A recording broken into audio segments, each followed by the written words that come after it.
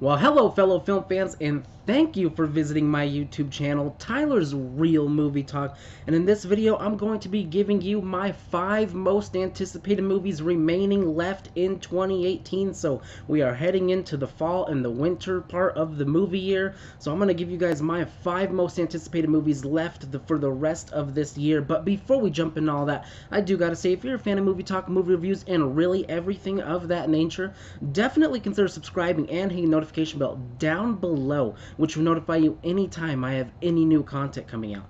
But with that out of the way, let's dive right into this. So at number 5, I have Bohemian Rhapsody. Now this is the biopic all about Queen, and really I went back and forth between this movie and The Predator since I'm rewatching all those Predator movies right now.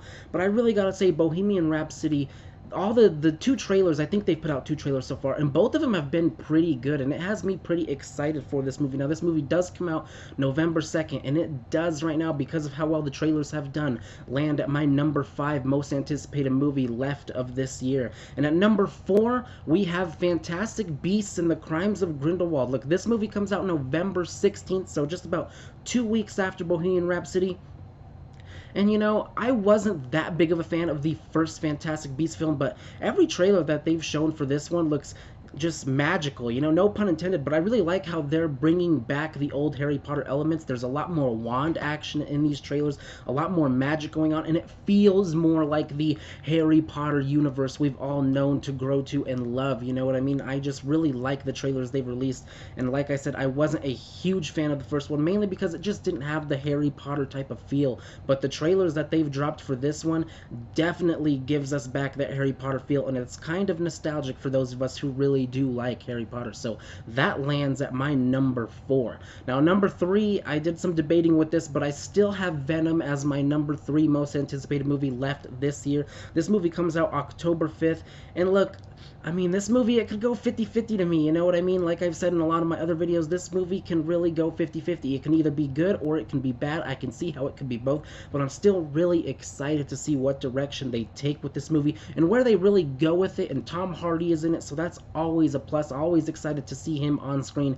He is an amazing actor, so I definitely cannot wait for Venom, even though I did do some debating about this one, maybe moving it to my number 4, but for now, I'll keep it at my number 3. And number 2, this might surprise a lot of people because I'm not that big of a horror movie fan, but I have Halloween. This movie comes out October 19th. Now, they are totally ignoring all the sequels to the first Halloween, and this is going to be a direct sequel to that very first Halloween.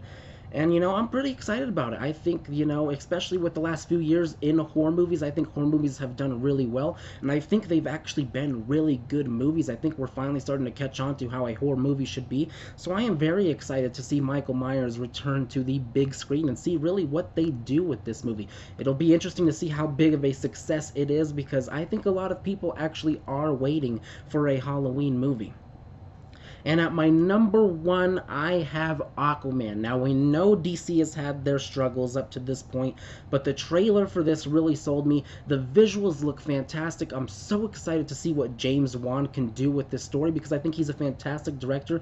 And from what we know so far, it looks like Warner Brothers has taken a step back and they let James Wan do what he wanted to do with this movie, which means they didn't interfere. They let him write his story, tell his story, and they just let him be, which I think can bode really well for this movie. And like I said, the trailer was fantastic, and I am just hoping that DC can get it back on track with this Aquaman movie. But there you have it. Those are my 5 most anticipated movies left of this year. Definitely jump down in the comments below and tell me what are yours, and do you agree with mine? Why or why not? And if you guys like this video, be sure to click that thumbs up and share it with all of your friends. But with all that out of the way, thank you for watching.